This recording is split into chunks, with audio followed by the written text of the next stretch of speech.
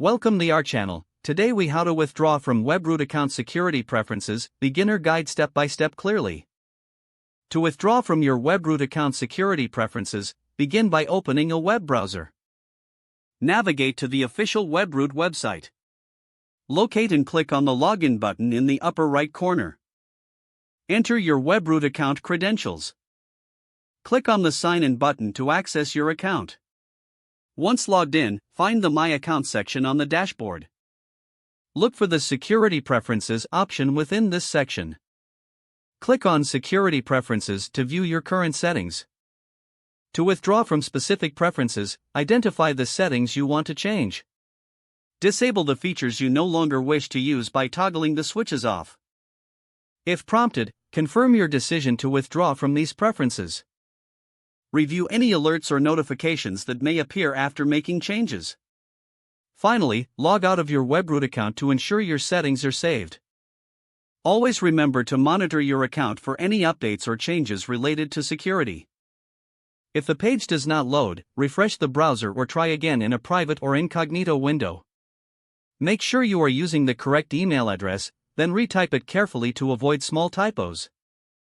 If your password is not accepted, use the reset option and create a new strong password you can remember.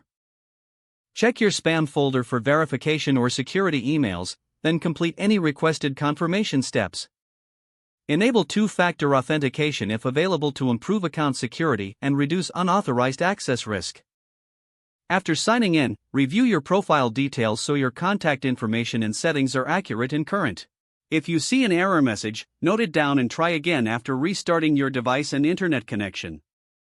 Log out when you finish, especially on shared devices, to keep your account and payment information secure. If the page does not load, refresh the browser or try again in a private or incognito window. Make sure you are using the correct email address, then retype it carefully to avoid small typos. If your password is not accepted, use the reset option and create a new strong password you can remember. Check your spam folder for verification or security emails, then complete any requested confirmation steps. Enable two-factor authentication if available to improve account security and reduce unauthorized access risk. After signing in, review your profile details so your contact information and settings are accurate and current. Don't forget to like this video and subscribe to our channel for more step-by-step tech guides.